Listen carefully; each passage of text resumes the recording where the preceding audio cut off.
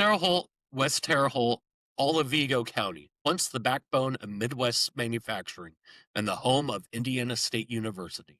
District 38 now balances growth against inflation, opportunity against affordability, and progress against past promises. Here in the heart of the Wabash Valley, voters aren't fed up with politics. They're tired of policies that don't touch their lives. From struggling families keeping the lights on to young workers deciding whether to stay or leave. This community faces real strain, and in a district long held by Republicans, a challenger is stepping forward with a story shaped by the very struggles residents know too well. Her name is Kacey Blundell, and unlike your average candidate, she's not running from politics. She's running because of it.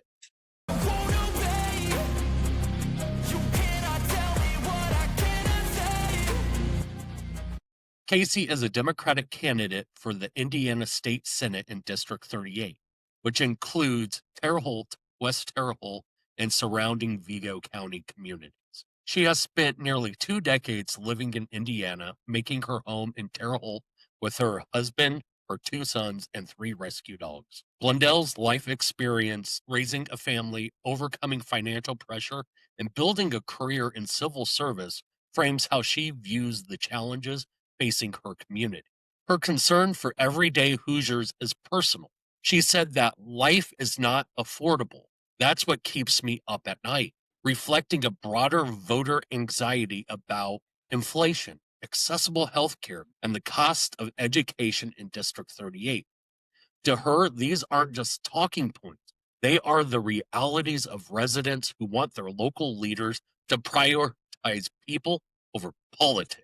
Her professional background is rooted in public service, first in child protective services and later in the criminal justice system, giving her firsthand insight into challenges families face and the role government plays in everyday life.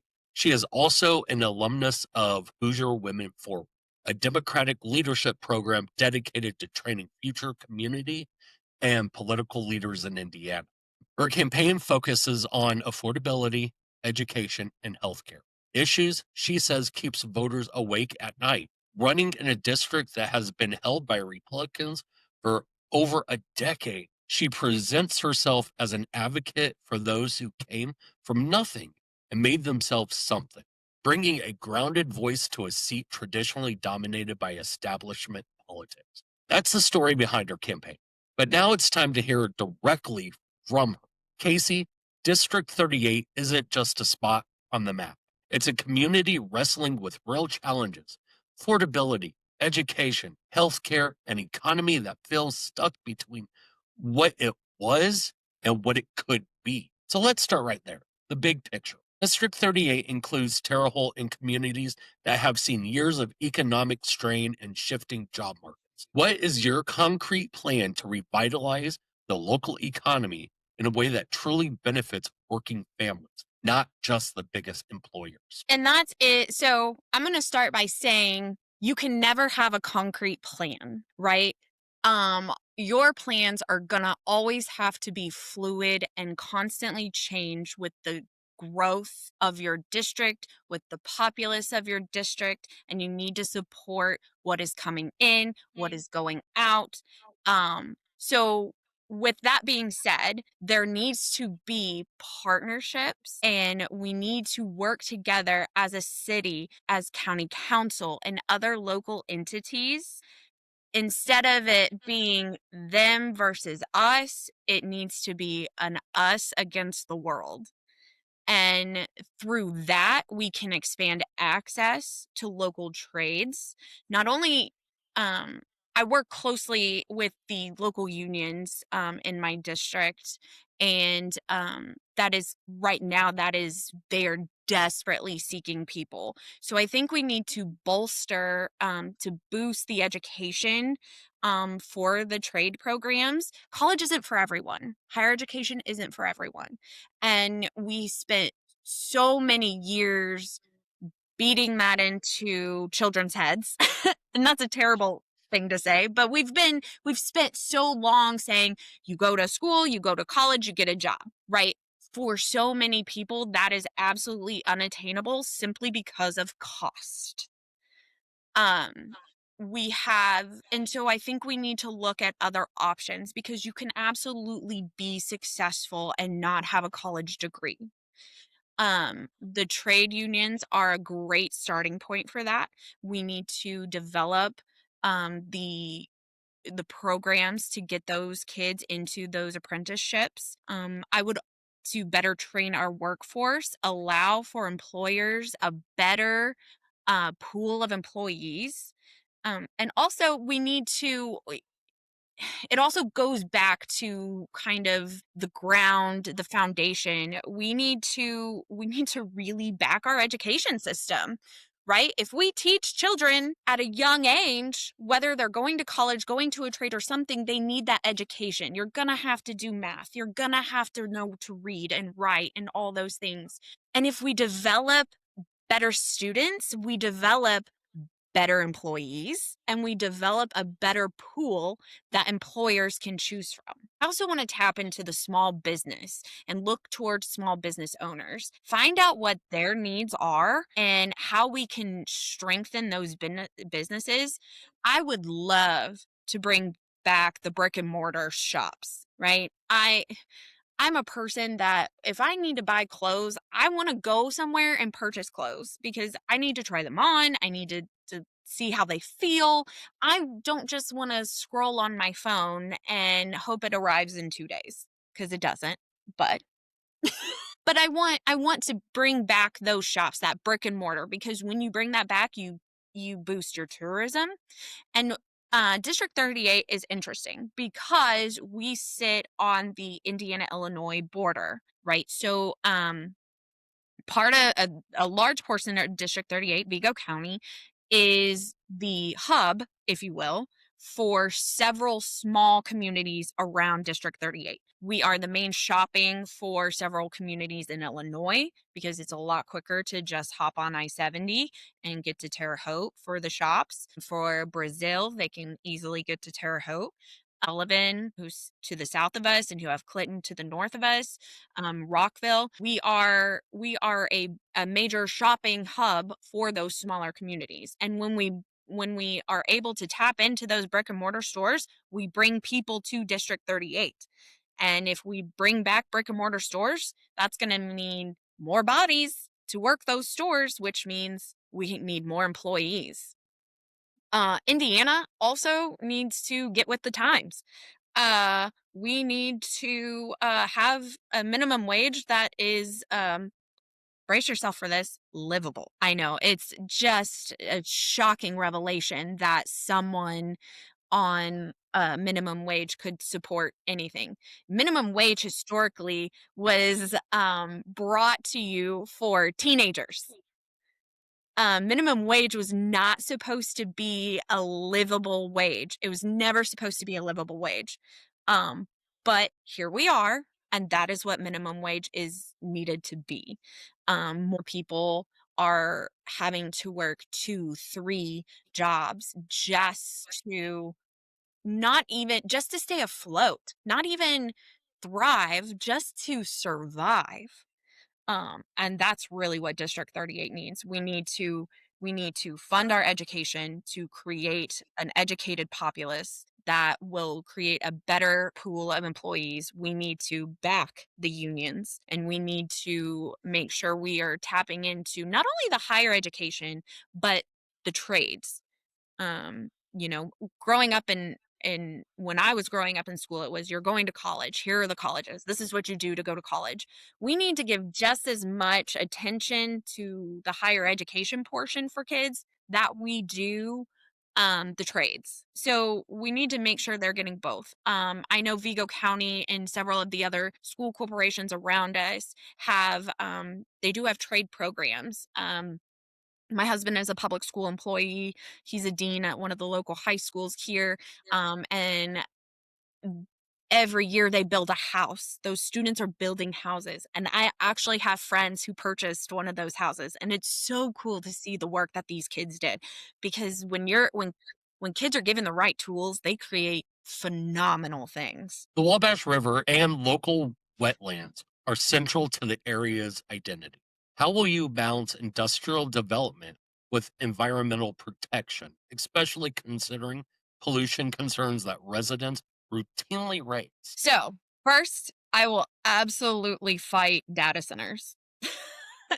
um, because I read a statistic that said for every AI image created, that is, I can't remember, it was it like 60 water bottles or something? One AI image Yeah, I saw something similar to that. creates the same waste as like 60 bottles of water. And people are creating thousands of images a day, and the resources that these data centers are pulling away from our residents is astronomical. And the long-term impact, no one's looking at long-term impact. And I think we need to get away from the it should all be about me, the here and now, the instant gratification. And we need to go back to the mode where we need to leave this place better than where we started. And I don't know how or why we got away from that mode of thinking, you, but we need to stop being selfish. We need to stop being the here and now. In District 38, we have really cool programs such as Riverscape. If you have learned, they've created this place called Wabashiki that incorporates the Wabash River. Um, Terre Haute has not had, Vigo County has not had the greatest track record with the EPA. We've had some issues, but we also, the current administration has taken away all of our safeguards, or most of our safeguards that would protect the wildlife and the wetlands that we currently have here. And that's not fair because that's going to hurt District 38 in the long run. Um, I would like to see legislation proposed, whether it be me or another legislator, to better protect our environment, to ensure that, and this is a wild thought, everyone has safe drinking water. I know it's just radical. But to have resources that people can actually survive on, right? I'm not asking for the world. I'm just asking for safe water. And but because so many cuts have been made federally through the current administration, it's now up to the states to bring forth this legislation and the local councils and um to make these local changes to protect our states, lands, and the environment for future generations. With Indiana State University facing enrollment challenges and Terre Haute's workforce changing rapidly, what legislation would you support to strengthen higher education and attract young people to stay in the region? Love this question. So, a little bit about me. I am the product of a higher education household. So, my mom was a single mom. She and I went to college together, not at the same time. I was much younger, but I went with her. And I joke all the time that I too got my PhD because I sat in those classes and I sat through that dissertation writing. Um, and she ended up meeting the man that I consider my father in grad school. I have my mom is now the dean at the Cali School for Business at IU East in Richmond. And my dad is now retired.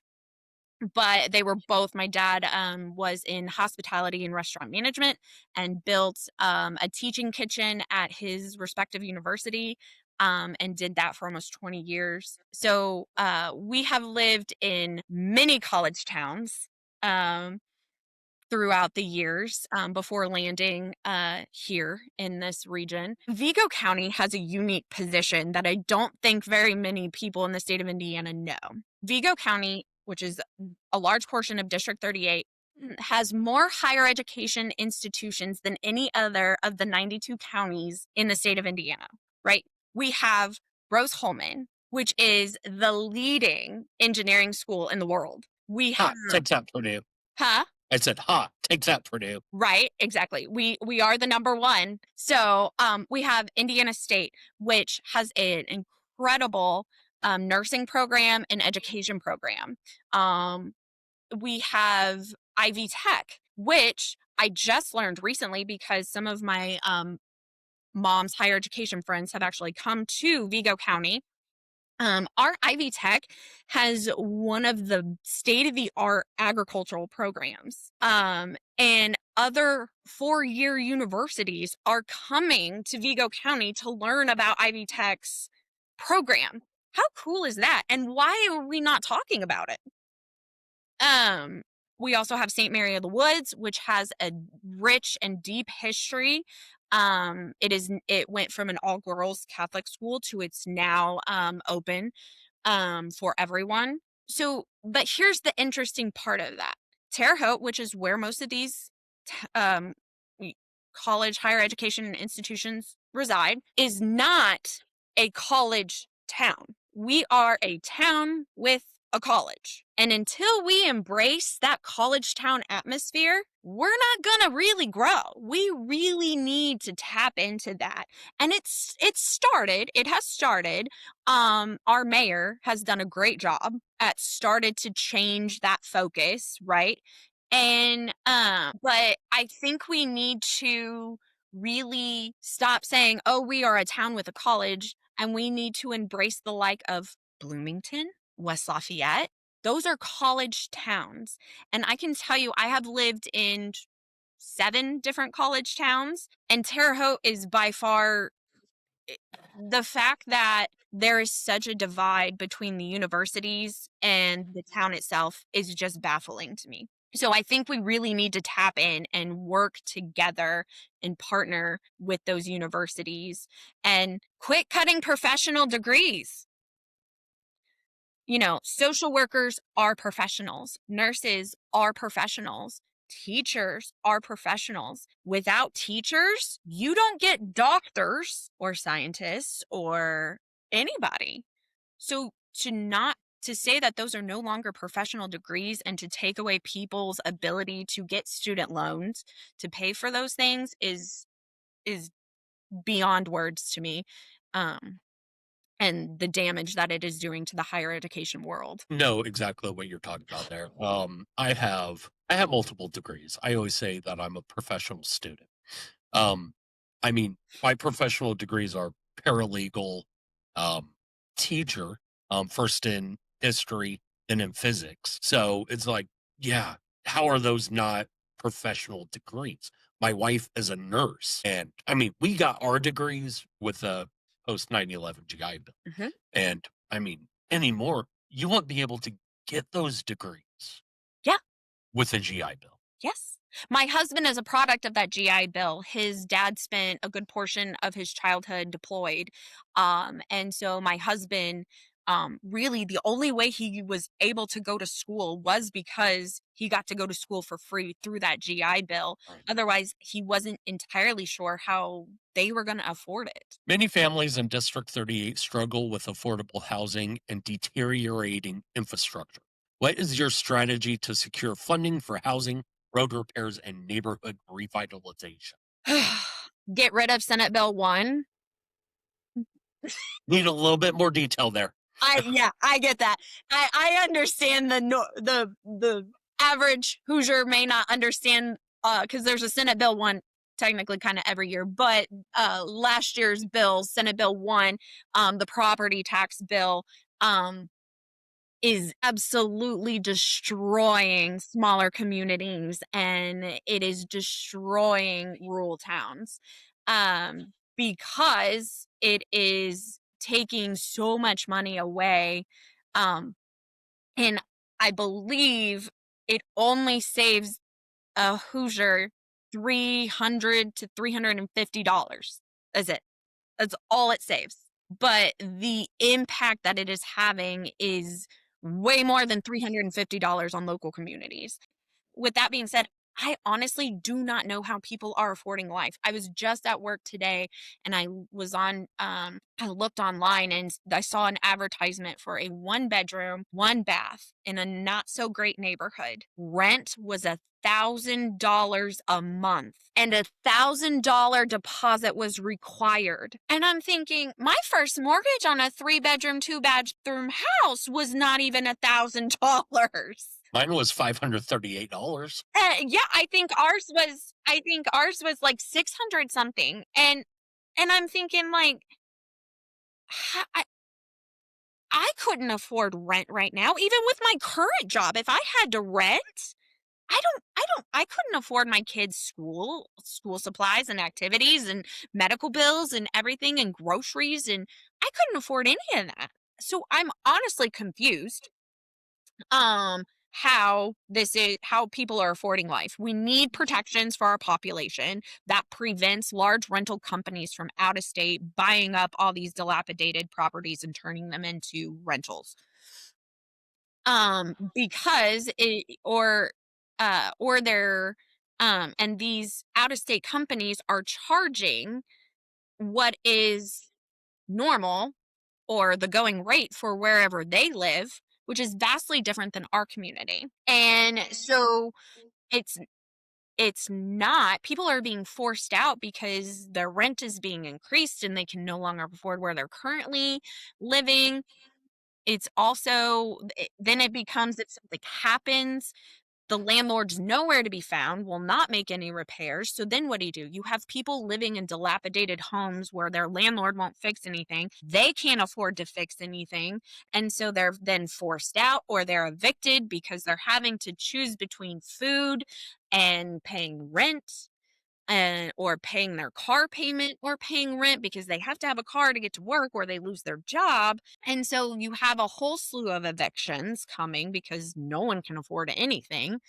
Um, I would also we also have a problem that I see here that I deal with daily is that and this is going to be an unpopular opinion, but I would like to see changes brought forth to alleviate restrictions for convicted felons. With that being said, currently convicted felons have to wait 5 to 7 years after their charge date before they can get any rental assistance. So, Section 8, HUD, you name it.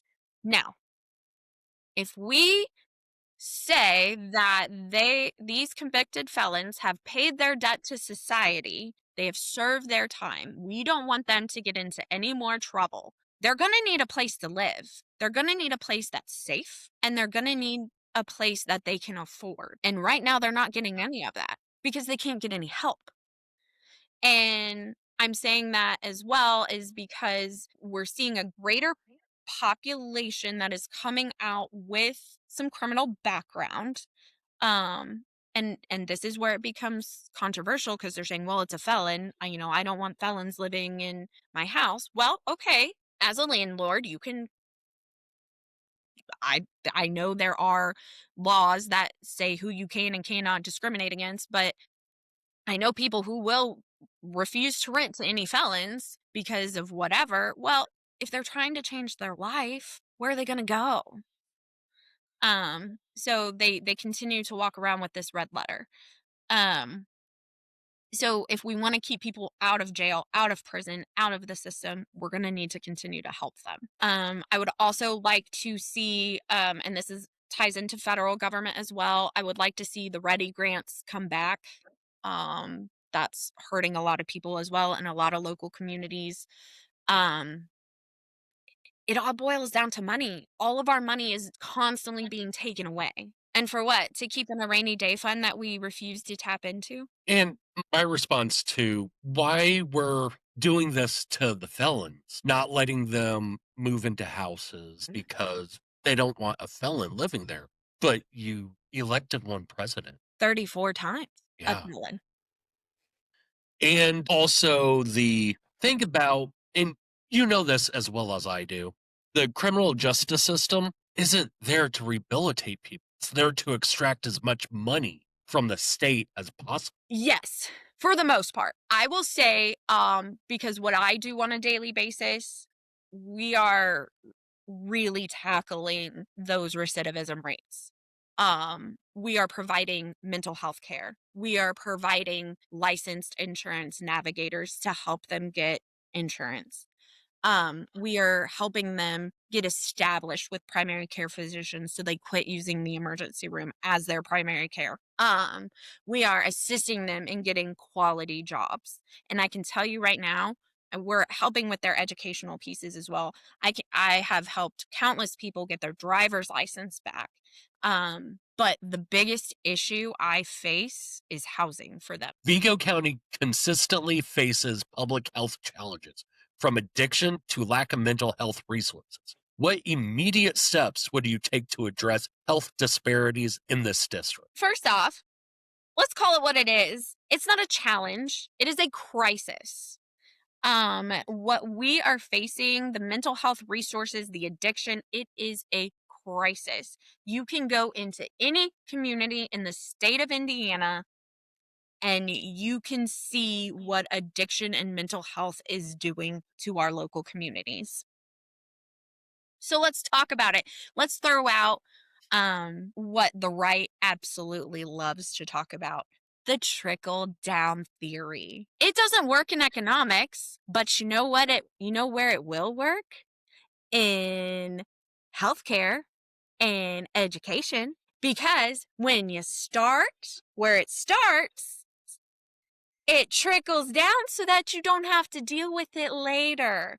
If you make healthcare affordable, if you make education affordable, you're not going to have the addiction, the crime rate, the mental health that's going to trickle down. If you start it and you make it accessible and affordable, you're going to snowball that progress and you're going to see less and less and less. And the day that I don't have a job in the criminal justice system would be the greatest day. The district has historically relied on manufacturing and logistics. How would you help local workers transition into emerging industries without leaving them behind? Like a broken record sometimes because um if you teach education in the school and you fund education, you're not leaving any workers behind because they are educated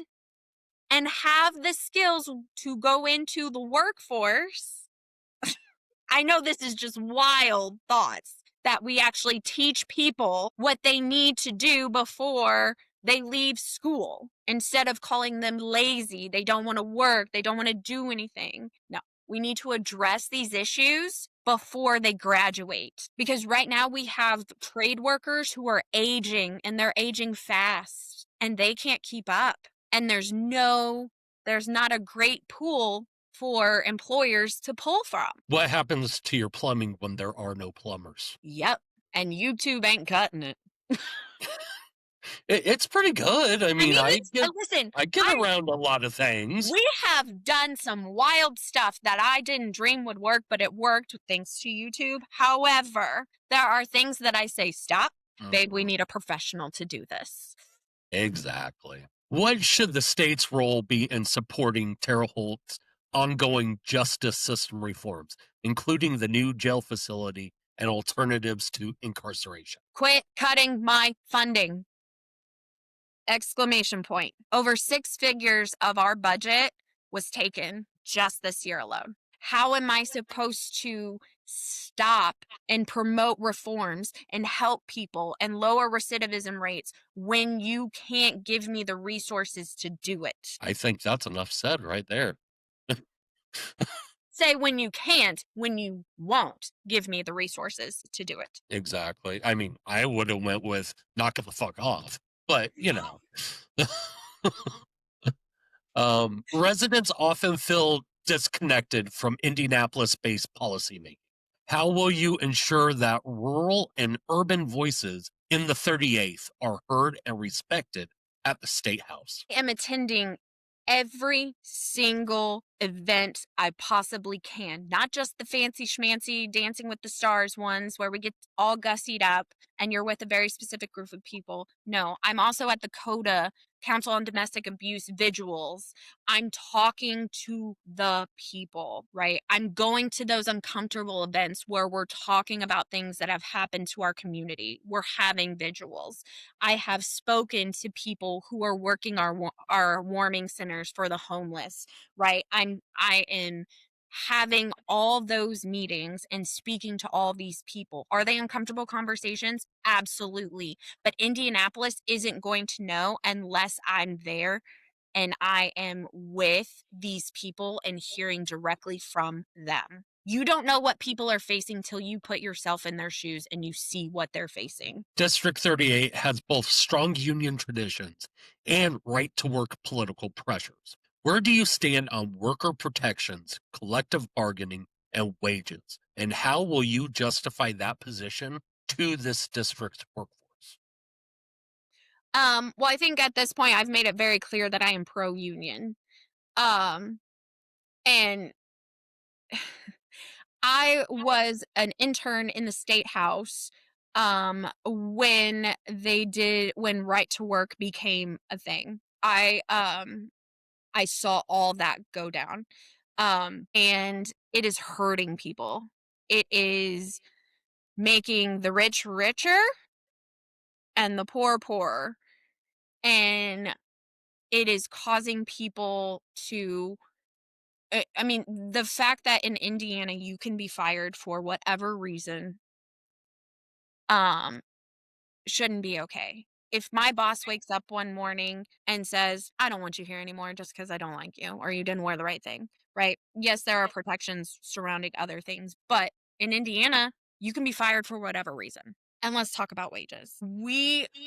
Indiana might now be the lowest because several other states just raised their minimum wage. Indiana might be the lowest minimum wage in the entire United States. And many states are also requiring, I know if you work in food service, several waiters and waitresses, um, they make $1.90, $2 an hour, something astronomically low.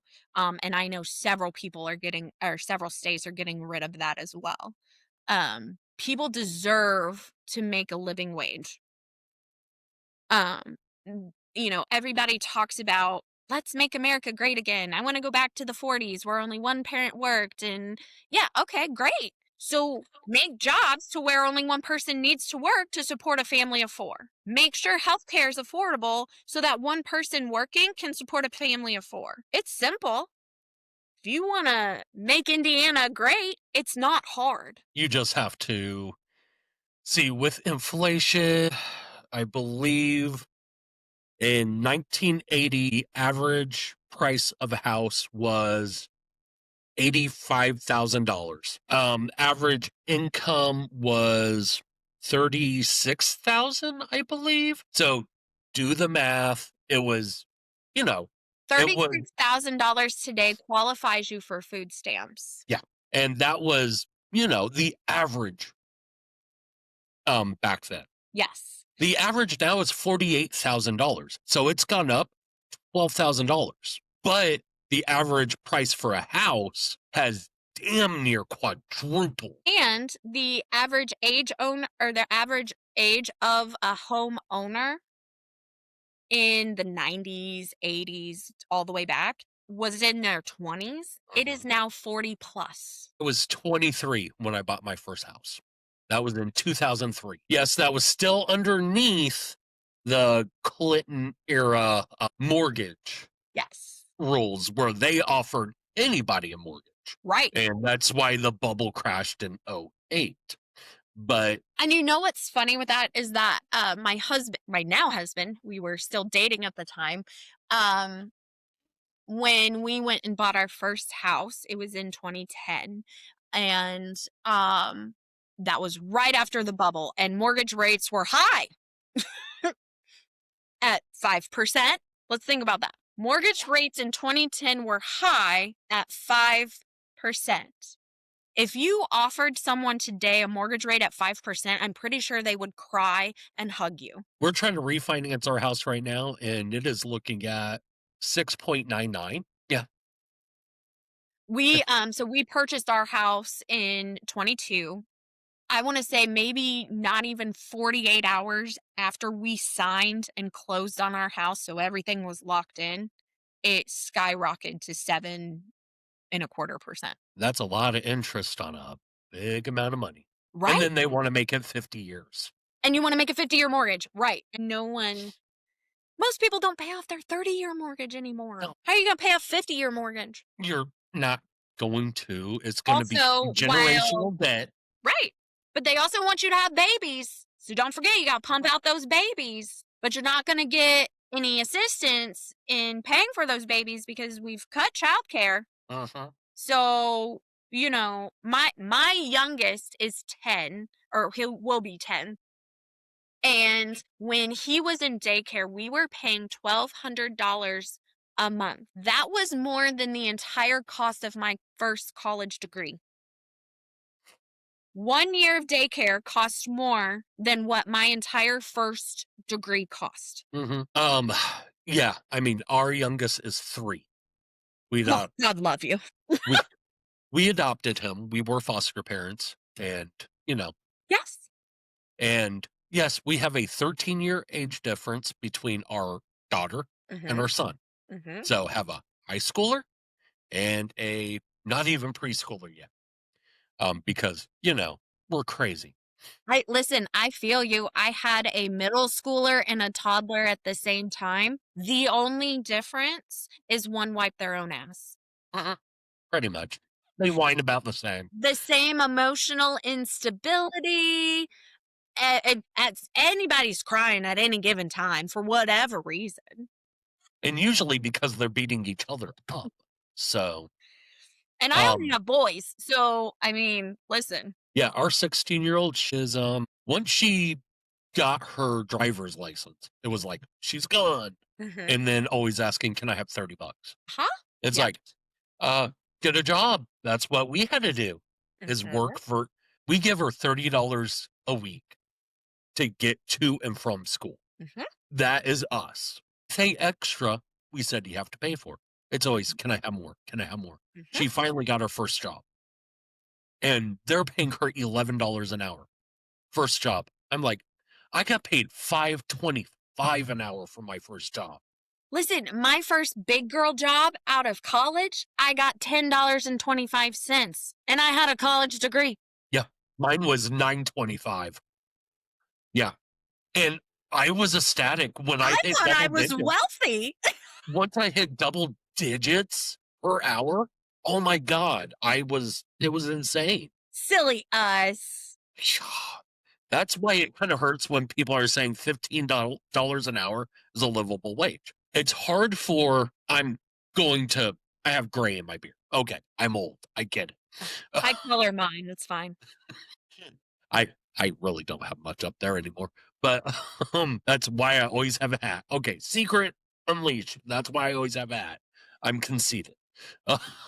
Um, there's there's a hard mental mind wraparound that 15 an hour number because it took us so damn long Mhm. to get to 15 an hour. Some Yeah, of us aren't even there yet.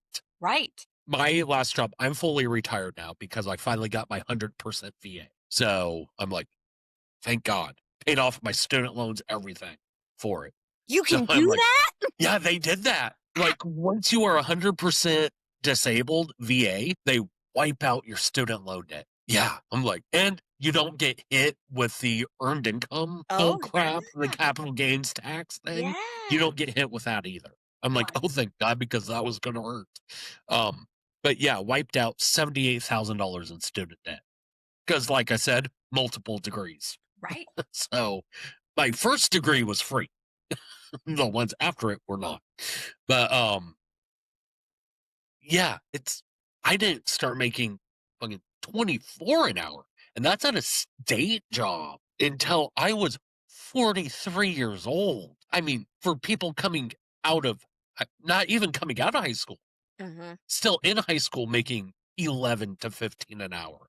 That just hurts my old soul. But think about, like, what we could afford Uh-huh. in 2010 on those salaries when we were getting our first houses and getting those Yeah. big person jobs.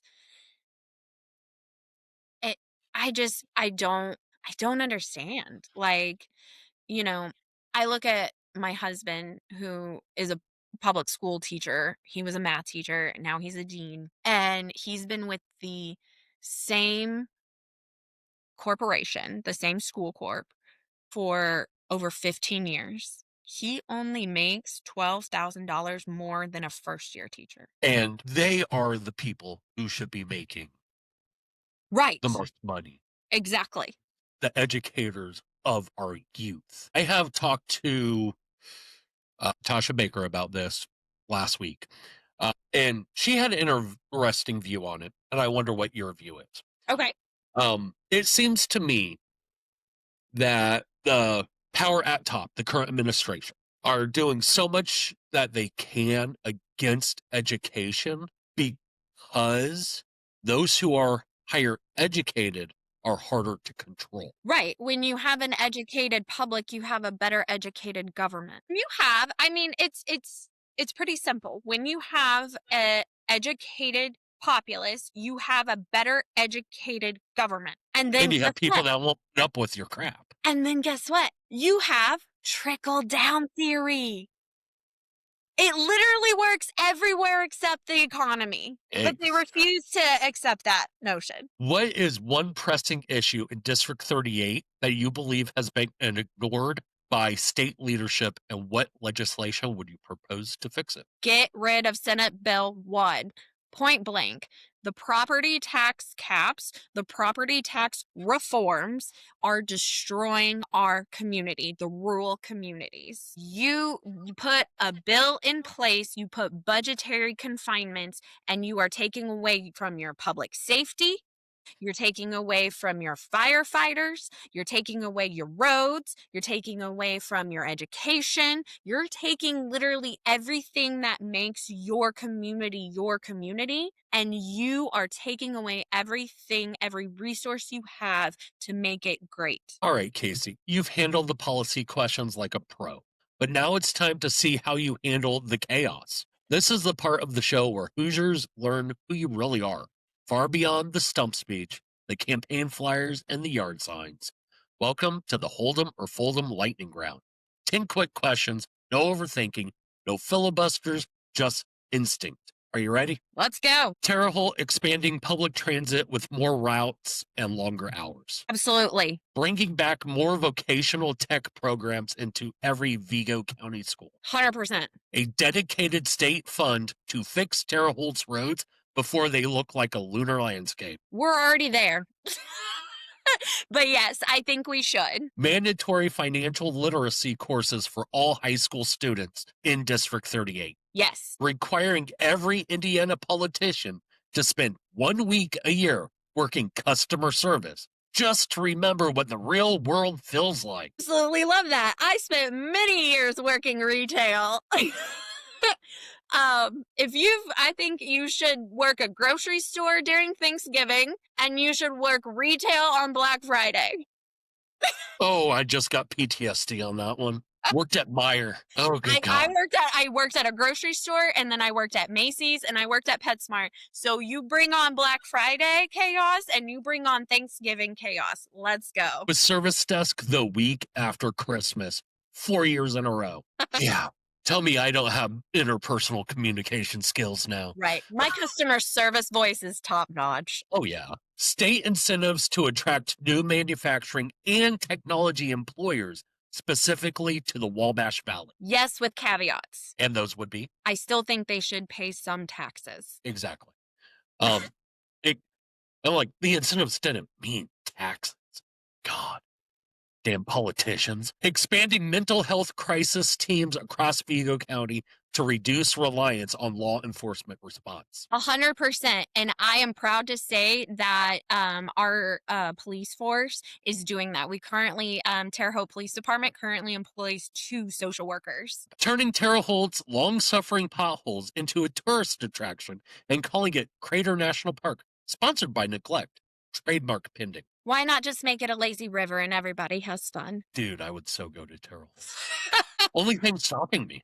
Uh, protecting collective bargaining rights for educators in the district. Listen, teachers, you have to give them money. You have to pay them what they are owed. Absolutely. And And they this need a one, voice at the table. exactly. This one may win or lose your election. Uh-oh. Pineapple on pizza. Absolutely not. Okay, so I'm going to go against you now.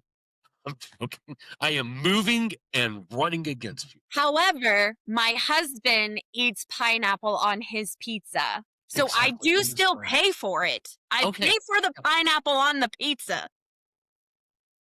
My wife is like, "What? You don't put fruit on pizza? Tomatoes. You've got a point. They also have Tomatoes. fruit pizza, which I actually like. Well, No. why not dessert? Oh yeah. Exactly. All right. That's it. You survived the Hold'em or Fold'em gauntlet. And let me tell you, not everyone walks out of that segment with their dignity intact, but you handled it like a champ. Look, these races aren't just about policy, they're about people.